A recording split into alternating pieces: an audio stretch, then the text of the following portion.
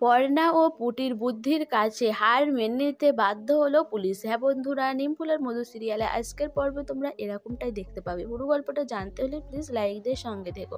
পুটি যখন ওখান থেকে বেরিয়ে আসবে, তারপরে অফিসার বলে যে এই ডাস্টবিনে যে কাগজগুলো আছে ওগুলো তো নিতে হবে। এরপর পুলিশ অফিসার নিজেই সেই ডাস্টবিনের কাগজগুলো পুটির ব্যাগের মধ্যে ঢেলে দেয়। এরপর পুটি ওখান থেকে বেরিয়ে আসে। পুটি দেখতে পায় সেই ফেউকে, যারা পর্ণার উপর নজর রেখেছে। এরপর পুটি তাদের মায়ের কাছে না গিয়ে ছুটে অন্যদিকে চলে যেতে যাবে। সেই সময় পর্ণা আর সৃজন পুটি বলে ডেকে তার পেছনে আসে। সেটা দেখে ফেলে পুলিশের ফেউ। সে পুলিশ অফিসারকে ফোন করে সবটা জানায়। তখন থানার পুলিশ অফিসাররা সব ছুটে আসে বাইরে পুটিকে আর পর্ণাকে ধরার জন্য। কিন্তু পুটিকে তাড়াতাড়ি করে পর্ণা বাইকে নিয়ে ওখান থেকে পালিয়ে আসে। এরপর অফিসার কি করবে বুঝতে না পেরে ঈশাকে ফোন করে। ঈশাকে বলে যে একটা বাচ্চা ঢুকেছে আমাদের থানাতে। সেটা শুনেই ঈশা বলে যে আপনারা তাহলে কি করছেন, ঠিক আছে বাচ্চাটাকে আটকে রাখুন, আমি আসছি। কিন্তু অফিসার জানায় যে বাচ্চাটা পালিয়ে গেছে, আলোকপর্ণারা তাকে নিয়ে গেছে। এটা শুনেই ঈশা রেগে যায়।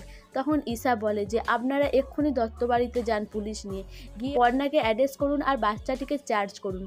এরপরেই অফিসাররা দত্তবাড়িতে যায়, গিয়ে পর্ণার দিকে জিজ্ঞাসাবাদ করে। কিন্তু পর্ণারে আগে থেকেই বুঝে যায় যে অফিসার এই বাড়িতে আসবে, তাই তারা পুটিকে সরিয়ে ফেলে। এরপর পুলিশ অফিসাররা তন্ন তন্ন করে দত্তবাড়ি খুঁজে ফেলে, কিন্তু কোথাও খুঁজে পায় না। অফিসার মনে মনে ভাবে যে এই মহিলার বিশাল বুদ্ধি, নাহলে এই অল্প সময়ের মধ্যে ওই বাচ্চাটিকে কোথায় সরালো। এরপরেই মনে হলো ঠাকুর ঘরের কথা। অফিসাররা সেই ঠাকুর ঘরে যায়। ঠাকুর ঘরের কথা শুনে পর্ণারে সবাই ভয় পেয়ে যায়। এরপর অফিসার যখন ঠাকুর ঘরে যায়, সব কিছু ভালো করে তন্ন তন্ন করে খুঁজে।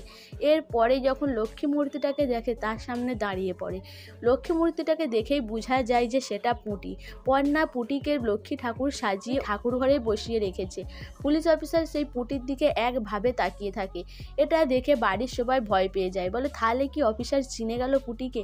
পর্ণা বলে যোগু দাদা এবারের মতো বাঁচিয়ে নাও। তারপরে আগামী পর্বতে দেখানো হয় যে পর্ণা কার্বন কপির মাধ্যমে আসল যে ডায়েরি, সেই ডায়েরি যে লেখা রয়েছে, আর খেলোয়াড় আকাশ দেবের যে ছেলেই অ্যাক্সিডেন্ট করেছিল আহির, সেটাও জানতে পেরে যায়। সেটাই নিউজে দেখানো হয়।